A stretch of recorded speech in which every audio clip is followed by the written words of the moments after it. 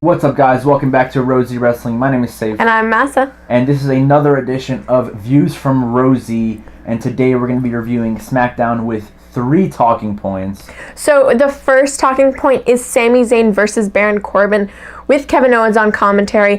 What did you think about this match, and what did you think about the aftermath? I thought it was a pretty decent match. I thought Kevin Owens' commentary was really funny. He's one of those characters who's just really quick-witted. So I enjoyed that aspect of it. But Sami and Corbin, I understand why they would have this match because, you know, two of these guys are going to be in the Fatal 5-Way at FASTLANE. But Corbin ended up getting the victory with an end of days. But during the match, Dolph Ziggler actually came in. He super kicked Kevin Owens and kind of served as a distraction in the match. Not really, though. And Corbin ended up getting the victory. But, you know, Ziggler is the one who was standing tall at the end because he came and did the zigzag on Baron Corbin. Now, the only thing about this is, why is Ziggler in this match again?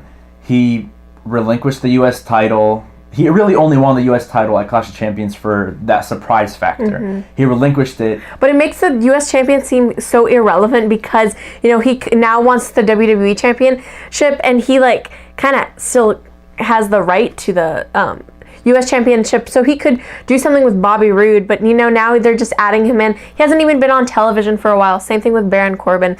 So they're just trying to, add them because they don't have anything to do. And he did nothing at the Rumble. He was a surprise 30th entrant, which no one really cared about. You know, he was an afterthought in that match. And now he's just going to be in this Fatal 5-Way, and he's going to be an afterthought in that match as well, unless they really pull off a swerve. But I highly doubt they're going to do that. But now we have the tag titles scene, and we have the New Day and the Usos, and they have a promo. And the Bludgeon Brothers came out, and they didn't really have anything to do. And I kind of want to know what you think about the feud going on right now. Well, I thought, first of all, when the New Day came out and they started talking about the rivalry that they had with the Usos, it was a good promo, but we've seen this match so many times. See, I was hoping that another tag team would get into the mix because, you know, they still have 2 weeks till Fastlane, so they still have time to change things up a bit. But they just kept it, and they built up to this match, which, again, we've seen it a billion times, and I don't think, you know, I'm not that very excited for it. But I do think the promo between the Usos and the New Day was just absolutely that fantastic. was amazing. The Usos, you know, how they were saying that they've been on the sideline for all the WrestleManias that they've wrestled in, either on the pre-show or not even, you know, in the show. Maybe I think they were in the Battle Royal last year.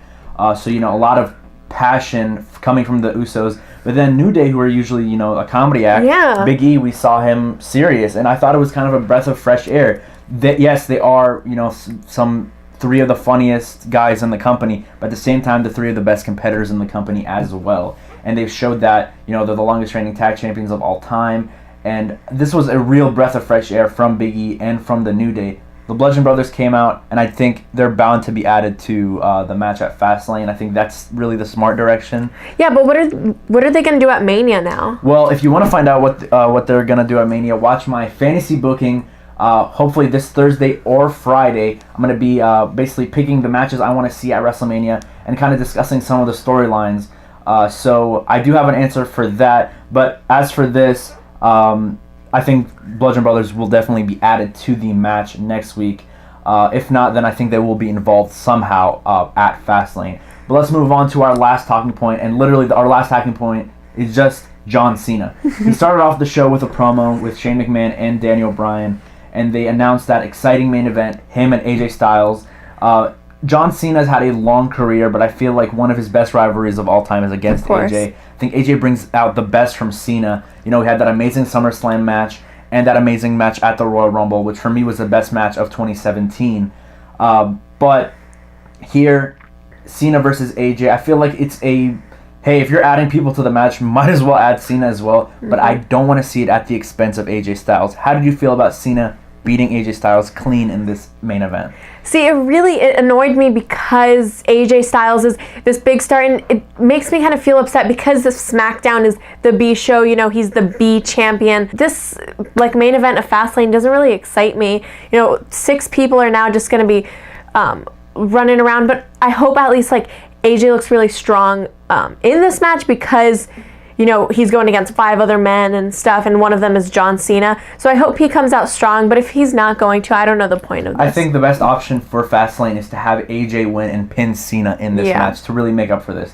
And you brought up a good point. SmackDown is the B show, AJ is the B champion. If Roman wins the Universal title at Mania, which he will, you'll never see him job out in the main event of a Raw clean. You'll never see that. So why do that with AJ, who's one of the top guys in the company, arguably the greatest wrestler in the world right now? I think it was a really bad decision. If you really wanted John Cena in this match that bad, you could have had him go against any of the other guys in the match. Dolph Ziggler, Kevin Owens, whatever. But also, like, what else are they going to do at Fastlane? Is it just this match and maybe like a women's match and get over with their lives? I think that if you wanted Cena on a SmackDown pay-per-view, and we know that SmackDown pay-per-views don't draw nearly as much as Raw does, just put him, start a storyline. They should have started it a bit earlier, but it is what it is. Start something quick, not impromptu, but still start a good storyline with someone else and build someone else. I don't necessarily agree with that. I think that I think for Cena, it makes sense for him to be in this match, and it's just really not enough time for him to be put into a program like with Shinsuke, for example. But how does the Fastlane pay-per-view look so far? Like, there's... I mean, yes, you do have the six-pack challenge. Now you're going to have the tag match, the women's match. But yeah, I agree. After that, like, really, there's not much to do. Maybe Rusev Day might show up and, like, start some chants or something, but... Yeah,